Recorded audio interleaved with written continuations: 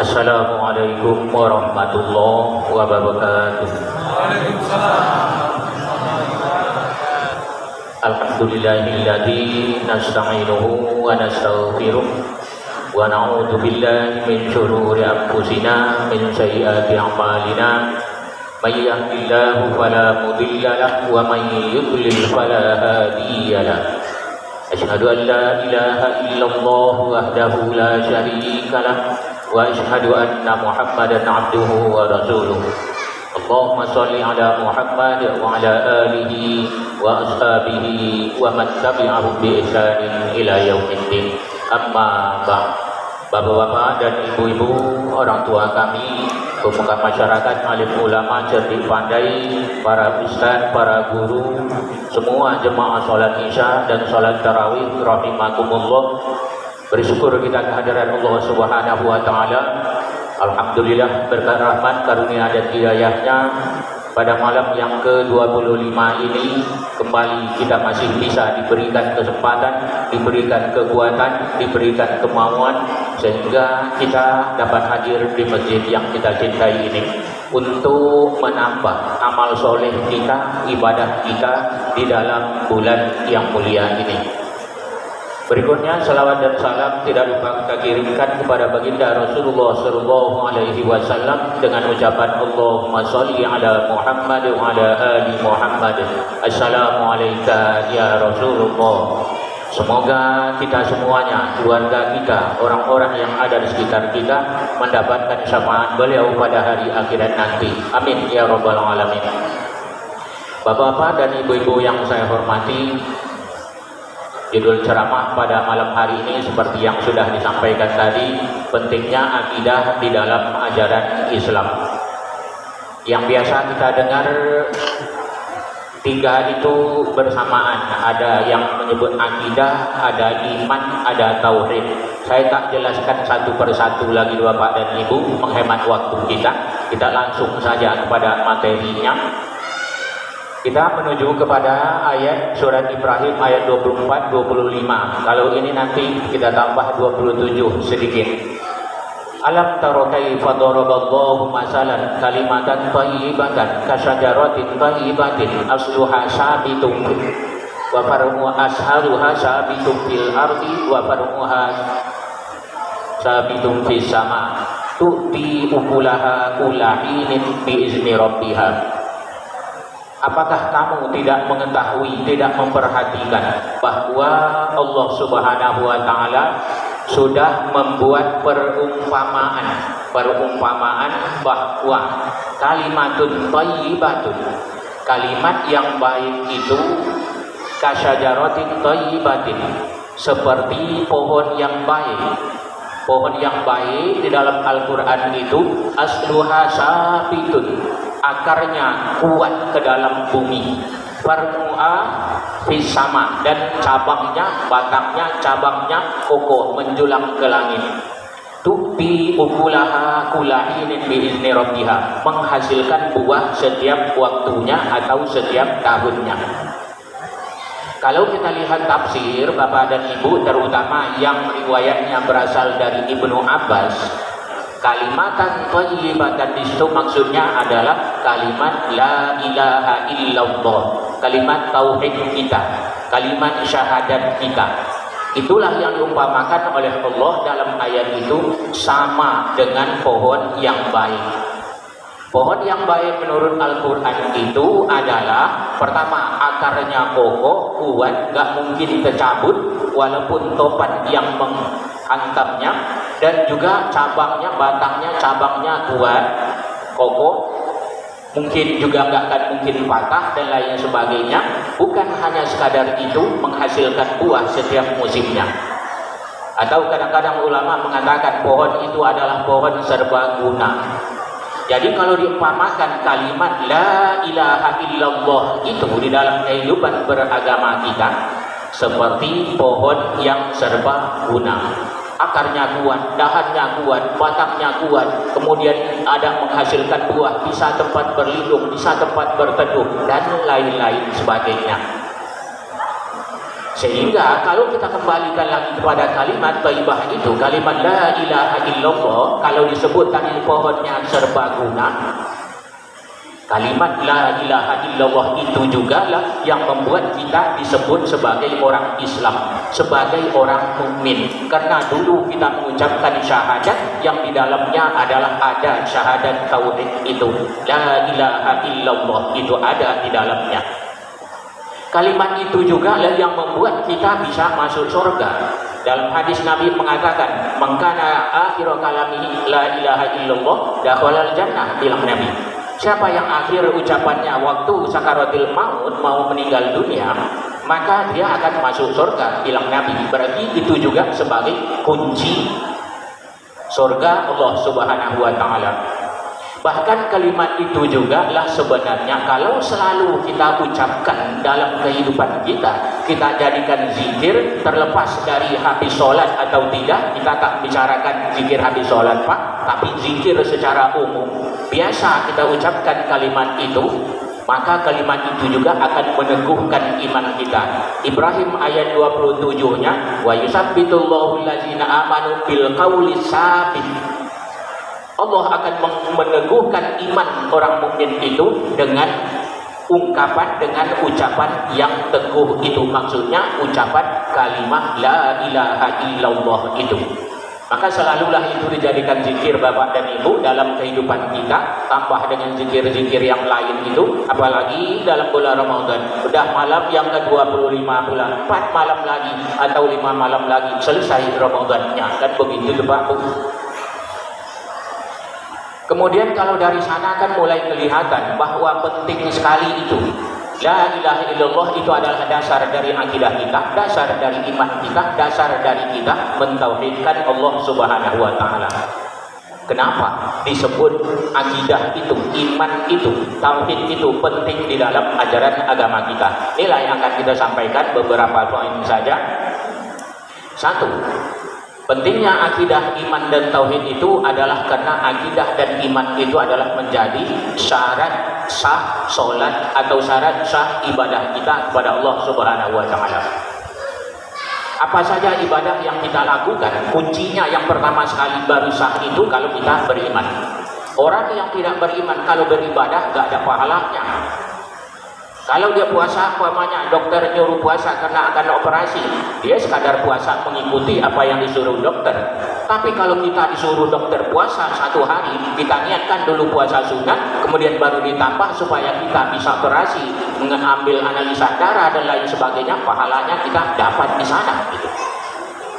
Itu juga lah Bapak dan Ibu, kalau kita kembali lagi ke awal, ya ayyuhalladzina amanu kutiba alaikumusiyam. Hai orang yang beriman, diwajibkan kepada kamu berpuasa. Yang dipanggil bukan manusia semuanya Bapak dan Ibu, yang dipanggil orang berimannya yang dipanggil. Kalau kita balikkan pemahamannya, yang sah puasa itu adalah orang yang beriman, yang wajib puasa orang beriman, yang sah puasanya juga orang yang beriman itu sendiri. Kalau yang bukan beriman puasa, puasanya ditolak. Syarat yang terpentingnya tidak ada.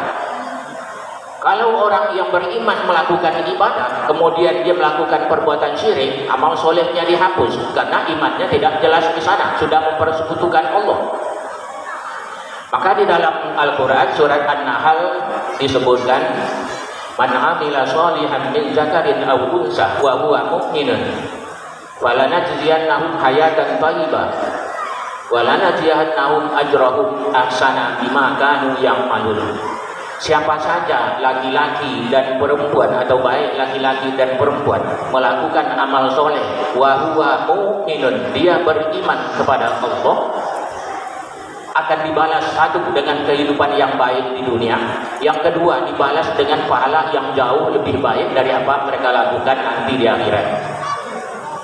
Jadi satu, amal soleh yang kita lakukan, sebagian pahalanya ada di dunia. Balasannya apa? Balasannya kehidupan yang baik. Ulama mengatakan kehidupan yang baik itu bisa jadi dari segi ekonomi, nggak terlalu susah kita cari uang, cari harta apa. Itu kehidupan yang baik. Bisa jadi itu balasan sebagian dari amal soleh kita. Kadang-kadang agak susah memang kita dari segi ekonomi.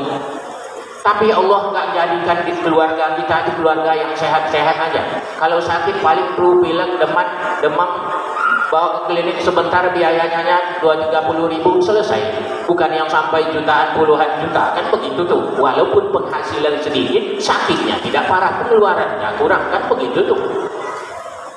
Kadang-kadang lagi kalau ini tidak juga kita diberikan oleh Allah, keluarga kita dijadikannya keluarga yang baik-baik, bapak dan ibu, keluarga soleh dan soleha, tak ada terlibat sesuatu yang tak baik, itu narkoba, pergaulan bebas dan lain sebagainya. Itu bisa jadi sebahagian balasan amal soleh yang kita lakukan di dunia. Yang kedua, balasannya itu adalah pada hari akhirat lebih baik dari apa yang dilakukan. Itu maksudnya, satu, kita melakukan kebaikan, balasannya paling tidak 10. Bahkan di dalam ayat Al-Baqarah 261 itu dari antara 10 sampai 700, kan begitu. Kalau bulan suci Ramadan, puasa Ramadan, Allah berfirman dalam hadis qudsi, fa innahu li wa ana ajzihi. Puasa Ramadan itu untuk saya dan saya yang membalasnya langsung. Bukan hitungannya 10 sampai 700 balasannya, tapi langsung itu milik Allah dan Allah langsung membalasnya. Tak ada satupun makhluk yang tahu berapa pahala puasa Ramadan itu. Kalau mereka disuruh catat, paling catat aja Pak Bu. Tidak tahu berapa balasannya, nggak tahu. Rahasia Allah, itu istimewanya puasa Ramadan itu. Kita kembali lagi, kehidupan yang baik, pahala yang berlipat ganda amal soleh kita lakukan. Syaratnya di pertengahan ayat tadi, wa huwa mu'minun, beriman kepada Allah Subhanahu wa taala. Itu kuncinya, Pak. Jadi syarat diterima atau tidaknya amal soleh beriman, itu yang pertama. Oleh sebab itu, jagalah iman kita baik-baik, jangan sampai bercampur dengan kemusyrikan, jangan percaya tahayul, hurafat dan lain-lain sebagainya. Jaga itu baik-baik. Yang kedua, pentingnya akidah di dalam Islam adalah kalau orang yang berakidahnya benar dan kuat, imannya benar dan kuat, mentauhidkan Allah, itu jiwanya, hatinya merdeka. Maksud merdeka itu adalah bebas. Maksud bebas itu tak terikat dengan apapun yang kita miliki, Bapak dan Ibu. Tak terikat dengan harta yang kita miliki, tak terikat dengan keluarga kita, tak terikat dengan jabatan kita. Bahkan kalau ditengok orang-orang masa lalu soleh itu tak terikat dengan nyawanya sendiri, Bapak dan Ibu. Sebagai contoh, Abu Bakar, sahabat Rasulullah SAW, pada suatu hari Nabi menyampaikan, kita tidak lama lagi mungkin ada musuh yang akan menyerang kita. Kita tidak ada punya stok dana untuk biaya persiapan melawan mereka itu. Oleh sebab itu dianjurkan kepada para sahabat berinfak, bersedekah, berwakaf untuk biaya mempertahankan diri. Sahabat berlomba untuk memberikan hartanya pada jalan Allah. Abu Bakar, Umar bin Khattab pulang ke rumahnya, dihitung semua hartanya, kemudian dibagi dua.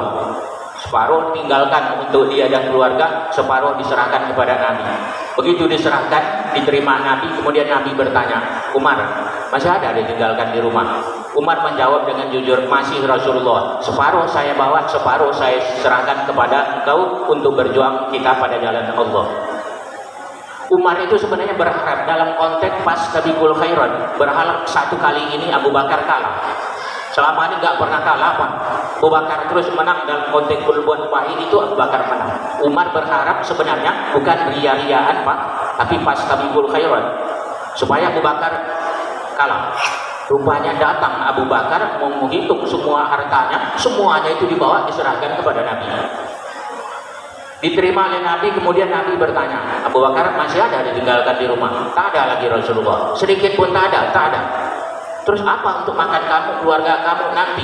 Saya masih punya Allah dan masih punya Rasulullah Shallallahu Alaihi Wasallam. Begitu keyakinannya luar biasa kepada Rasulullah dan kepada Allah Subhanahu Wa Taala itu. Abu Bakar yakin, seyakin-yakinnya bahwa yang memberi rezeki itu adalah Allah, dan kalau Allah lagi meminta, semuanya itu harus diserahkan lagi kepada Allah. Kita tidak perlu jadi Abu Bakar, Bapak dan Ibu, tak perlu jadi Umar bin Khattab. Jadilah diri kita sendiri. Tapi kalau ada program, entah program di masjid, program di musola, program di MDA yang sudah disepakati untuk kita bangun, untuk kita kembangkan, dukung itu. Apalagi pada bulan Ramadan ini, apalagi pada malam-malam detik-detik terakhir bulan Ramadan. Nabi dikatakan dalam sebuah hadis, karena Rasulullah ajwadun nas, Rasulullah itu orang yang paling rajin berinfak, bersedekah. Karena mayakunu ajwan inda yalqahu Jibril bi Ramadan. Nabi itu paling dermawan pada bulan Ramadan yang saat itu ditemui oleh Jibril. Oleh sebab itu, mari sama-sama kita. Kalau umpamanya kemarin dari malam pertama sampai malam 24 sudah berinfak kita, sudah bersedekah kita di masjid kita ini. Kalau bisa di malam-malam terakhir kita tingkatkan waktu, tapi tetap kita perhatikan kewajiban kita di rumah. Makanya tadi nggak perlu kali kita jadi Abu Bakar, jadi Umar bin Khattab, tapi jadilah diri sendiri, pikirkan uang sekolah anak, pikirkan biaya berbuka, biaya sahur dan lain sebagainya kita. Setelah itu kita bantu apa program-program di masjid, di musola, MDA kita. Kemudian berikutnya Bapak dan Ibu sebagai contoh lagi di sana. Sahabat yang muhajirin itu orang-orang banyak orang kaya, kemudian pindah ke Madinah sana, tak dibolehkan oleh orang Quraisy itu hartanya dibawa. Ada yang dicegat di jalan, ada yang dicegat waktu di rumahnya dan lain sebagainya itu. Sehingga pun sampai ke Madinah banyak yang ekonominya turun ke bawah. Kemudian dipersaudarakan oleh Rasulullah dengan orang-orang kaya di Madinah. Si A bersaudara dengan si B supaya bisa membantu nanti dari segi ekonomi. Orang Madinah, di antara orang Madinah itu berkata kepada Abdurrahman bin Auf, wahai Abdurrahman, saudaraku dari Mekah, saya punya, contohnya banyak sebenarnya kekayaannya, tapi saya lantaran sekarang banyak kebun, Pak, ada kebun sawit, kebun apa kita punya, kan begitu tuh. Saya buat contoh kebun sawit aja. Saya punya kebun korma sekarang, bilang orang Madinah itu satu di barat, satu di timur, begitulah kira-kira. Kalau kita punya kebun sawit, kan begitu banyak, punya kebun korma. Kira-kira hasilnya sama, luasnya sama. Mari kita lihat kedua-duanya. Setelah itu nanti Anda pilih mana yang Anda mau, satu untuk Anda, satu untuk saya. Berarti orang Ansor mau berbagi dua hartanya dengan orang Muhajirin. Itulah yang dipuji oleh Allah dalam surat Al-Hasyr, Bapak dan Ibu, ayat 7, wa yusiruna ala anfusihim walau kana bihim khassasah. Orang Ansor itu mendahulukan kepentingan orang Muhajirin walaupun mereka juga butuh kepada uang, kepada hartanya itu. Tahu di saudaranya dari Makkah itu lebih sangat membutuhkan, maka berani bagi hartanya kepada mereka. Kalau ditanya kenapa kira-kira sebabnya, itu adalah karena iman, Pak, karena akidah, karena mentauhidkan Allah. Mau berbagi dengan kawan, mau melepaskan semua hartanya. Kalau tidak karena iman, nggak akan mau orang, Pak. Susah cari harta itu, susah dapatnya. Enak punya harta itu, kan begitu tuh. Tapi karena iman, itulah yang mereka lakukan.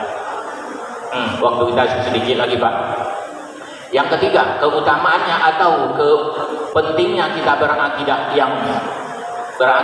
beriman dan mentauhidkan Allah dalam Islam itu adalah hati kita, jiwa kita menjadi tenang. Kalau tauhid kita kuat, iman kita kuat, tauhid kita itu kuat, maka hati kita tenang. Apapun masalah, insya Allah akan kita hadapi dengan lapang dada. Kita berusaha mencari jalan keluarnya. Kita lihat contohnya, Bapak dan Ibu. Nabi Musa alaihissalam diutus oleh Allah untuk menyelamatkan Bani Israel dari kekejaman Fir'aun. Singkatnya, setelah beberapa lama berdakwah, dapat kira-kira 600-an entah 1000-an yang beriman dengan Nabi Musa. Datang perintah dari Allah supaya dibawa keluar dari Mesir menuju Palestina. Menuju Palestina dari Mesir itu jalur dulu harus melewati Laut Merah itu. Kira-kira tak berapa jauh dari terusan Suez sekarang itu. Berangkat Nabi Musa dan Bani Israel itu sampai di tepi laut, berangkatnya malam-malam supaya tak ketahuan oleh Fir'aun. Sampai ke tepi laut, diusahakanlah cari alat penyeberangan, nggak ada yang didapat. Perahu, sampan, apa semua, sampai kapal-kapal bagaimana tak ada untuk nyebrang.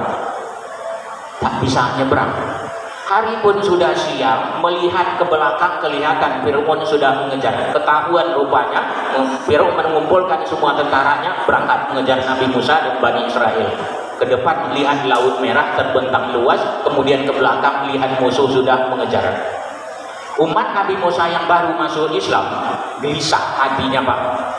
Silakan baca surat Asy-Syu'ara ayat 61-62 itu. Walamma tara al-jam'ani qala ashabu Musa inna lamudrakun. Ketika dua kelompok itu bisa saling melihat, kelompok Fir'aun bisa melihat ke depan, kelompok ini kalau melihat belakang nampak kelompok Fir'aun, qala ashabu Musa. Sahabat-sahabat Musa berkata, inna lamudrakun. Kita pasti ditangkap, pasti dibunuh oleh Fir'aun. Timbul ketakutan itu, baru beriman bapak dan ibu kepada Nabi Musa dan kepada Allah Subhanahu wa taala. Tapi Nabi Musa sebagai nabi, imannya kuat, akidahnya kuat, mentauhidkan Allahnya memang hebat, maka beliau nggak takut itu, nggak gelisah. Dalam ayat berikutnya Allah berfirman, Inna ma'iya Rabbi sayahdin. Kalla, tidak mungkin kita akan ditangkap oleh Nabi Musa. Inna ma'iya Rabbi sayahdin. Bersama saya, Tuhan saya, dan sebentar lagi akan memberikan petunjuk kepada saya. Nabi Musa dengan yakin mengatakan tidak akan pernah kita dibunuh oleh Fir'aun. Yang begitu mengucapkan itu tuh iman, Pak, akidah itu, tauhid. Kalau kita aja nggak berani, nggak bisa, gitu. Tak ada jalannya. Tapi lantaran iman yang berbicara, mudah semuanya. Tak lama setelah itu datang firman Allah, lemparkan tongkatmu ke laut merah, terbentang jalan ke seberang sana, maka diikuti oleh Nabi Musa dan Bani Israel. Kira-kira dah sampai di tengah, Fir'aun dan tentara sampai di sepi sini, mereka turun sampai di tengah, Nabi Musa dan Bani Israel sampai ke seberang, laut pun menyatu kembali. Habislah cerita Fir'aun sampai di situ. Intinya kenapa Nabi Musa adalah tenang? Karena iman, karena akidah, karena tauhid. Satu lagi contohnya Bapak dan Ibu, Nabi kita Muhammad Shallallahu Alaihi Wasallam hijrah dari Mekah ke Madinah sana, tak mulus perjalanan seperti kita mau pulang kampung, mau tur kemana, tak mulus gitu dah Pak. Susah, banyak hambatannya, dikejar-kejar. Maka waktu berada di gua itu, Abu Bakar dan Nabi, kan orang Quraisy itu sampai ke tepi gua, di tepi bibir gua itu. Abu Bakar sebagai, walaupun sahabat Nabi, dia sebagai orang biasa, kelihatan ada rasa cemasnya, ada rasa takutnya. Kalau di dalam riwayatnya yang takutkan beliau bukan dia yang mati, tapi takut kalau Nabi yang mati, selesailah Islam di muka bumi ini. Bisa ditangkap oleh Nabi, dipahami wajah Abu Bakar itu, maka disebutkan dalam surat At-Taubah ayat 40 itu, la tahzan innallaha ma'ana. Gak usah takut, gak usah gentar sahabatku, itulah kira-kira sesungguhnya Allah bersama kita. Gak usah takut Abu Bakar, gak usah gentar. Tak akan ditangkap kita oleh orang Quraisy itu, tak akan dibunuh orang Quraisy kita do. Kan begitu tuh, Allah bersama kita. Nanti Allah juga akan memberikan jalan keluar buat kita. Yang mengatakan begitu, kenapa Nabi tenang? Karena Nabi akidahnya kuat, imannya kuat, dan mentauhidkan Allah Subhanahu wa taala. Oleh sebab itu Bapak dan Ibu, beberapa contoh sudah kita sampaikan. Dalam kehidupan kita, mari sama kita tingkatkan imanan kita, akidah kita, mentauhidkan Allah, dijaga itu betul-betul, jangan dicampurkan dengan kemusyrikan, jangan dicampurkan dengan tahayul, hurafat, dan lain-lain sebagainya itu, sebab itulah yang menyelamatkan kita nanti. Itulah satu-satunya yang bisa mengantarkan kita dalam kehidupan dunia ini insya Allah selamat, dalam kehidupan akhirat nanti juga akan selamat. Jadikanlah itu sebagai salah satu zikir bagi kita menambah amal-amal soleh kita untuk mengakhiri bulan suci Ramadan ini. Sampai dari situlah dulu Bapak dan Ibu, waktu kita memang terbatas, kita ingin sholat tarawih. Lebih dan kurang saya mohon maaf. Wabillahi taufiq wal hidayah. Assalamualaikum warahmatullahi wabarakatuh.